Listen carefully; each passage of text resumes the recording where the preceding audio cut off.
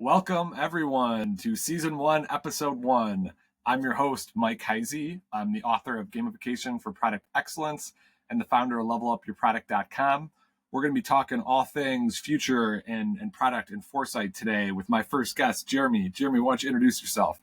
Hey everybody, my name is Jeremy Trotwell. I am a founder and a futurist. I focus on the intersection of technology and human behavior, looking at how to create more cyber resilient organizations and looking at how to drive human-centered organizations through technology transformation. So I'm excited to be here, Mike. Thank you so much. Nice. So let's start off with, how did you get into futures and foresight?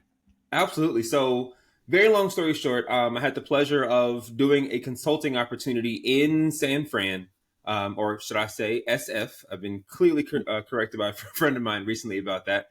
So long story short, I came across this organization called Institute of the Future, and I had been following them for a while and wanted to learn more. They have these amazing courses. They have a lot of actual research. And once I dug into the history of this organization, showing it began around the 1960s, and key personnel began this organization after consulting with the Air Force, wanting to learn more about how to really reduce uncertainty and understand and look for signals of change. And the quote on their website that really just sucked me in and made me really want to explore this possibility further was, the future is already here. It's just not evenly distributed. So when I think about different scenarios, different things that I was working on in my product practice or technology transformation and thinking about how things could be better, more efficient, and some organizations are more advanced than others in certain areas, I realized how true that was, especially from a consulting model perspective. And so I sought the opportunity, I sought out the organization. I had the opportunity during the pandemic to take their first virtual cohort, and I just had so much fun. I learned so much about Foresight Practice, understanding what it looks like. It is data driven. It is listening for change. It is global. It changes day by day, especially when you think about this fourth digital technological revolution that we're in. And so that's what sucked me in and keeps me interested throughout this, process of not only my future, but looking at economic and global and different aspects of futures to drive our society and our culture forward. Yeah, I couldn't agree more. I was introduced to Institute for the Future by you. So I took that class in February and March, and it was really life-changing for me, especially in product development. Like, Yes. how you forecast and use forecasting to Yep. understand what's happening down the road, because by the time that you think of the strategy and do the product development and design and test and launch, I mean, you're anywhere from 6 to 18 months to even longer, right? Absolutely. So what's the market going to be like that, and what's consumer sentiment going to be like that? Right. I think it's really important, and I'm publishing an upcoming paper with Institute for the Future called "Why Foresight is Essential for Product Managers." So when that comes out, take a look. I love it. I mean, think about it. You and I both know this. When you're in the product development realm, we have a roadmap. We have an agenda. We have strategy that's been driven and set. And sometimes that roadmap can be, like you said, well, 6 to 12 months out on top of whatever currently is going on to get the market, or should I say, get the product out to the marketplace. And when we think about that, I can't say that I've had many conversations with vice presidents of product who really began to understand the personas that they've built around their customer base and saying, well, where is our persona going to be in 18 months? Where is this individual, right? Where is this representation of our customer base? That could be 30, 40, 80% of your customer base, depending on, B2B, B2C, several options. I think it's important to start considering not just the future of the product, but the future of the marketplace, the future of the industry, the future of your customer base, to not predict, but predict where they will be, so that you can steer, you can bi-directionally steer, right? You can understand where they will be in 18 months to 2 years, and then start to change your product to be where they would need it to be. One hilarious example of this is, I saw a recent campaign for a dating app that was highlighting, and it's a bit of a marketing gimmick. However, I think it's telling of, again, a foresight mindset.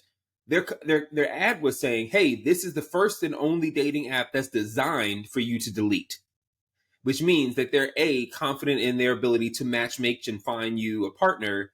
But more importantly, from a business strategy side, at least my hope this has permeated into their culture. The goal of, most products organizations focus on growth, whether it's DAU, daily active users, driving consistent, right, attrition into the application, or longevity, right? TikTok measures how long you're on the app per day. But for this dating app to say, hey, no, we're designed for you to delete this app. So imagine a kind of futuristic dashboard on this platform that says, hey, we anticipate that people will keep this app on average for, say, 3 months and then delete, which means we have to have constant marketing towards getting new users, getting people on the app, getting in through the channel, and by using marketing tactics to highlight successful couples or highlight their high rate of deletion, which is not something that most product managers would ever release, taking that data into mindset and say, hey, so if we're planning on people deleting this app after 3 to 6 months, then we need to drive all new marketing for new growth, new users, new account setup. And then post that, if you have success, you could actually market to people whose relationships aren't successful, and maybe do a post survey after 6 months after deleting. Hey, are you still in that successful relationship? Was our app good for you? And that might, encourage people who are unhappy to re-download the app and re-engage if that was a spark for them. But that's the type of foresight thinking mindset that I would love to see, both from a technology standpoint, but also from the human touch standpoint of, hey, was this successful for you? How do we make sure that you actually are achieving what your goals are, as opposed to a product owner's or company's goals for that user, which in TikTok would be the case. Stay on here for 12 hours a day. You have nothing else to do. You can be an NPC character. Yeah. So you mentioned earlier, like, VPs, are you thinking about, like, how well do you know your personas, and those personas, how are they going to change, right? Is in a leadership position, you're thinking 6, 18, 24 months down the line, right? Are you thinking about your personas and how they change? So while you're saying that, I still have my guidebook next to me from Institute for the Future. Yep. Should have actually asked them to be a sponsor for this show, the amount that we talk about them, but exactly. I'm gonna ask you to go a little bit deeper, but this was really cool when I read it, right? Like, personalize the future. Like, this is a set of activities that Institute for the Future provides in their Foresight class, and it's taking those personas that you have and personalizing the future with them, right? Really, don't give away too much, Mike, because I know, actually, yeah, that's our secret sauce, man. But no, another one that really resonates with me is artifact of the future. So, and I think of that more than just a physical artifact, but in the example, it's a physical artifact. But think about your product. So the artifact of the future is, if your customer base is 18 to 24-year-olds, right, that focus on one particular skill set or industry, what happens when those 18, 24-year-olds age out? What happens in 5 years when they're 34 and in that next phase or next chapter of life? So how do you create that artifact of the future for your product?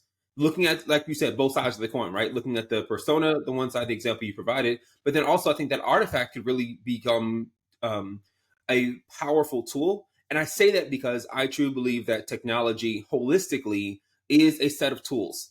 I carry around in my computer equivalent to a tool bag. If I need to design something, I open Photoshop. It's equivalent to saying I need a hammer to nail a nail. I have a collection of tools, and my skill set and an ability to use those tools. Please do not ask me to use a table saw. I will come back missing fingers. So that's the tool A, I don't own, and B, I don't know, have the skill set to utilize and leverage. And so as we think about generative AI and all these different tool sets that we have at our disposal now in technology, our consumers, the product owners, VPs, leadership also needs to be thinking about the product in the future as a tool. What does this accomplish, right? Social media's agenda typically is to share, connect, learn, right? To build community and to foster relationships. And, LinkedIn has their own mission, and, Meta recently, updated their mission. So their goal is to connect people and so on and so forth. So using those tools and to think about your product as an artifact of the future, and to think about who's using that tool and for what purpose is really important. So let's back up a little bit. So let's go back to, can you explain futurism and foresight? Like, let's set the table for our viewers, right? As we talked about Institute for the Future, we did the class there, but what is it, right? Because when people see futurist, like, what what you just said to me is like, we both totally nerded out and we skipped over a lot of people's heads. So I will say this. a lot of organizations focus on forecasting. So when I hear forecast, I think about the weather. What's the weather going to be this week, right? We have weathermen who are notoriously wrong. However, and that's a phenomenal career to be in, with the rate of change that they deal with.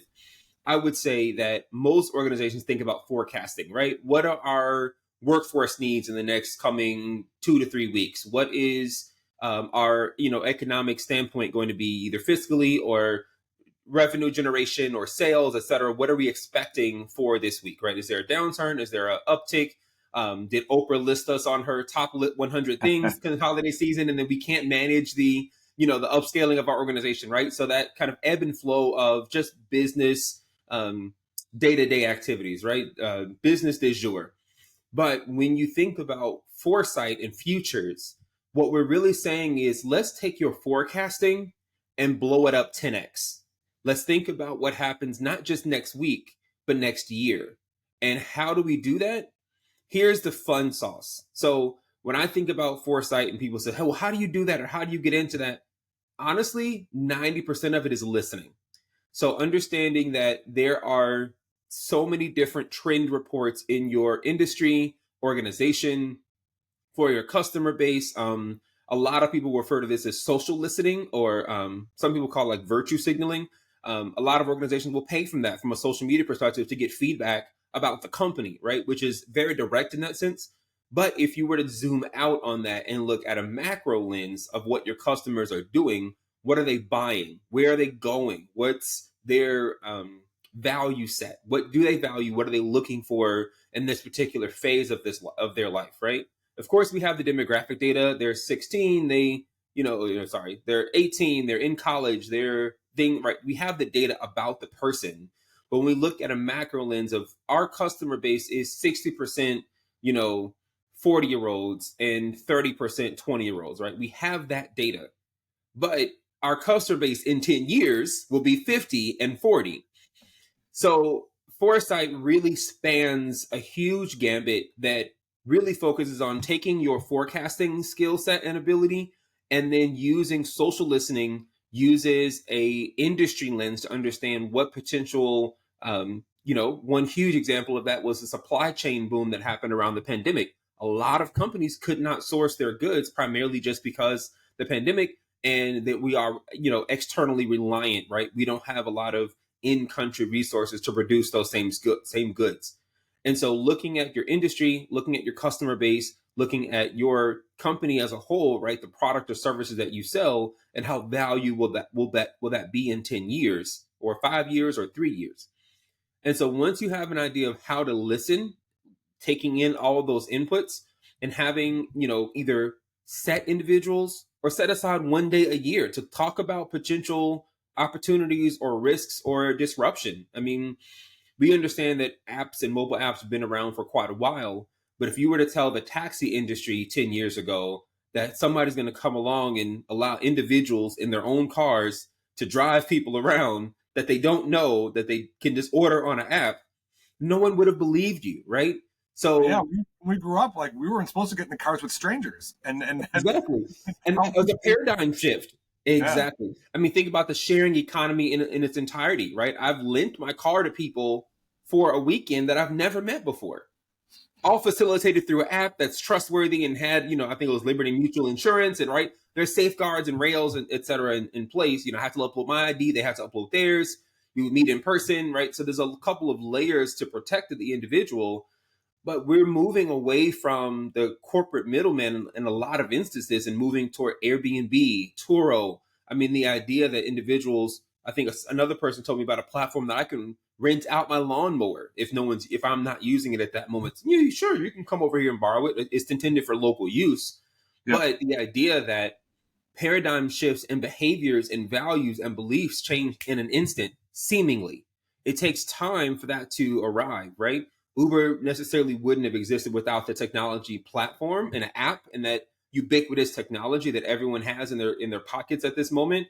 But the idea that the taxi cab didn't have a global, right, or a large scale application, the idea that the gig economy is and shall continue to be a large boom when you think about Upwork and WeWork and all the different platforms for individual contributors to share their knowledge from a global standpoint. So the idea that a company can listen, engage, and learn the happenings and the trends, and really it's the value sets that change. To your point, Mike, 20 years ago, stranger danger. Don't talk to anyone online. But we introduced a whole world of social media where Tom was everyone's friend. And we began to engage digitally, and we began to connect online. I remember asking a couple of friends of mine, hey, do you remember your first video call, like your first FaceTime or your first Zoom meeting? I can't. Can you? No. Nope. So it's an idea that these values change without us even realizing it. Another friend of mine engaged me about a, I guess, philosophical question. I have never dreamt about being on my phone or using my computer or using technology in any way.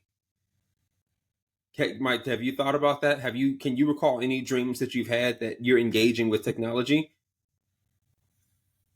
No, because usually like good dreams, like I'm flying, and bad dreams are about work, even though I do work in technology. But yeah, not directly, like, oh, dreaming about doing something on my phone or on a computer, not that I could recall. That, I mean, to me, that's a fascinating phenomenon. The fact that we're on our phones and our computers 20 plus hours a day sometimes, if you're bad like me. But Yeah. so honestly, Foresight and Futures work is one, first and foremost, about avoiding disruption. We're trying to make sure that the organization can stay resilient, stay focused, stay clear, avoiding mission drift, right? And the Yep. other portion of that is, through avoiding disruption, you could potentially start to see what your preferred futures are. How would you like to position the organization in the future? One great example of that is the transition from Facebook to Meta. As they saw, Facebook having a serious decline in users and people moving away to other social media platforms, I believe their internal group started to focus more on what is our next goal? What is our next mission? How do we drive this thing forward? Now, while Meta did not invent the metaverse, they are owning that brand and moving that needle forward, right? So they're claiming that as their mission, they're claiming it as their name. And so all meta-driven products and platforms can kind of be the arbiter for and driving towards that mission and that vision. So Foresight Futures work can also be used to drive toward a preferred future. So instead of the kind of obsolescence that Facebook could have, the peril that they could have, received, they chose to change their name, in effect to change their brand, and in effect to drive billions of consumers towards a new concept of a metaverse where the same mission can be achieved of connecting humans. Yeah, and TBD, you know what I mean? We'll see where that goes. I just want Exactly. to on a couple things. I think I 100% agree with you. Like, to be good at foresight, you need to listen, right? You need to look and listen for the trends. You need to listen to the signals of change, the drivers of change, right? Listening with Yes. that. I do think another skill that's key into like really practicing foresight though is facilitation, right? Because you are the maestro and you're putting people together of the perspectives that you want, right? And you are walking them through different exercises, right? Whether it comes from Institute of the Future or design thinking or however we create this. Like through our class, we facilitated everything through Miro, which I think is a great template, Yeah, right? fantastic tool. Our class was all across the world, from Australia to China to wherever, and I think we all got in and worked really well in that. So I just want to add, besides listening, good facilitation really helps, which transitions. Sorry, go ahead. No, please. So transitioning into my next question is like, what techniques do you use to develop foresight for products and organizations, right? Like, I mean, the Institute of the Future has a ton of resources of whether like 26 or 28 different exercises that you can do to hone in your skills. But honestly, one of my favorites as a way to orient to the future is look back to look forward. So the idea that you can use a Miro board or a whiteboard in general and take a look at your industry and to look at global changes, right? It can be local, it can be global, it can be economic, it can be legal, right? Environmental, it can be regulatory, tons of options on things that you could document. But if I were to say, take the history of the personal computer, right? And start to document the entire history from Microsoft to Intel to Google to Chromebooks, I can MacBooks, I can chart it all out, right? Starting from the 1970s, 80s, and on forward, right? The boom of the internet, all of these things made an impact.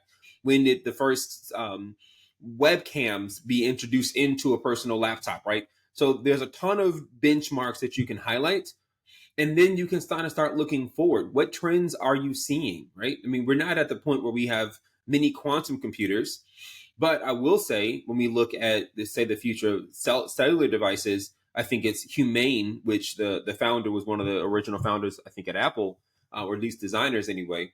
He's starting to introduce a cell phone that kind of fits in the pocket of your jacket and uses your hand and holograms to connect.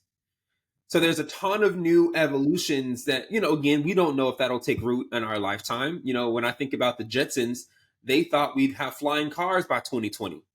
We're, it's Close. exactly. We're far away from actually having, fully self-autonomous flying cars, but we've made some other serious progress along the way. So our ability to kind of predict when things will happen is tough, but the idea that we can identify what Mike said earlier, those trends of change, and understanding the drivers of that change, what value set, what virtues of the individual could potentially be shifting. One core example of that could be the future of money, right? Most of it has been country driven, right? And established and value set. And I learned recently over the weekend that BRICS is moving away from the US dollar. There are several countries, I believe Brazil and China, who are working with either a social currency or a cryptocurrency. And we're moving more toward the global exchange platform, and where the dollar is not entirely regulated, right? Or you'll have the option to have multiple streams of income in different value sets, whether it be cash from the US or cryptocurrency or a social currency in another country. So as we, enhance our globalization, which is a huge thing that is a facet for all organizations, looking at the future of money and how we spend money and our value sets around money and how we create generational wealth is going to transform over the next 50 years.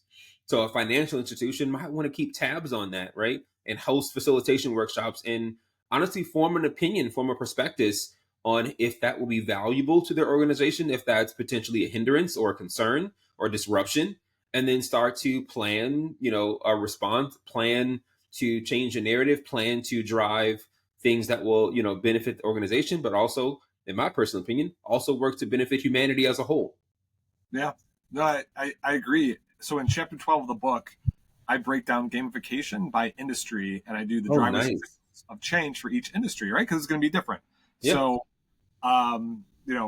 healthcare, right? I said, hey, these are some of the drivers in the healthcare industry, right? About gamifying it, and here are the signals of change. And I pulled from academic research, right? That showed really positive results when they tested patient tactics on everything from like medication adherence to cardiac arrest management to all these different things, right? And then when I set up the chapter, I kind of go off and they teach us this at Institute of the Future, right? There are no like be crazy, be bold, right? Yes. And I set it 10 years from now, and I wake up in the morning and I blink twice to put for the chip in my head to show the screen where I'm at, right? Like so this whole thing, the whole concept of having your phone separate from you, I think could be completely different in 10 years, right? Like we could double tap the side of our head and it's that, augmented reality, metaverse, wild, exactly. And we said 10 years ago, 20 years ago, we didn't predict any of this stuff, right? We didn't predict the Uber and the things like that. So let's get wild with your ideas and think of the art of the possible when you're thinking about the future. One of my favorite ways to encourage individuals to think about the future is actually watching and reading sci-fi. Like if you look at, there was a movie called Surrogates. I think it was 1990s with Bruce Willis. Have you heard of it or seen it? Yeah. Where, everyone's in their home, just eating chips and popcorn and, everyone's kind of gorged themselves. But they have robots that are out in the street and anyone can portray however they want, right? So you have, men out as women, you have women out as men, you have anyone can choose their own identity and their own surrogate to interface with the world and do the physical things. I think that's exactly what we're experiencing now with the metaverse. Anyone can go in as whomever, you can design your avatar, and there are a lot of options for, anyone to represent how they feel or how they want to be represented, which is really important. But to me, that's a value set, right? We've moved away from the golden rule is treat you how I want to be treated to the platinum rule to treat others how they want to be treated. But in order to understand how you want to be treated, I have to ask you. So now when you get into, the range of gender identities and when you talk about pronouns, individuals having the autonomy to choose how they want to be treated. And as a brand, as a product, as a, producer of a business product or service, engaging your customer how they want to be treated is more important now than it has ever been in the past. So as you Yeah. see more of these questions, whether you are left or right or straight down the middle, no matter your personal beliefs on the matter, I do think it's important to realize that the value set of individuals have shifted to the point where we need to be aware and ask others how they want to be treated, and treating them how I want to be treated is not enough. But that's a value set that can be reflected in a product, in a business, and a mindset towards the future. Yeah, for sure. I mean, things could always get better, right? And we always should be thinking about making progress. So, on that note, we're getting close to time. I really want to thank you for jumping into this with me. The premiere podcast episode of levelupyourproduct.com. My I last love question: it. where can people find your work if they want to work with you? Absolutely. So very simple, treadwell.io. And I'm sure you can make that like animate across the screen. But no, treadwell.io, is my hub for articles and content. Of course, I'm on LinkedIn, I'm on Instagram, I'm on Twitter. I honestly speak a lot about cybersecurity. I speak a lot about finding and curating your vision. It's important to me to help business owners, product owners, technologists, entrepreneurs, everyone to hone in and shape their vision. There is a sprinkling of foresight in there to understand where you're going and, to craft a compass that will allow you to guide there. So tips, platforms, productivity, frameworks, understanding how to define your vision, shape that vision, and gain clarity for the journey. So that's the part that I'm most excited about. Awesome. Well, we look forward to connecting soon. Absolutely. Thank you, everyone, for watching, and look forward to more episodes. Awesome. Thank you so much for having me, Mike. This was awesome. Thank you, Jeremy.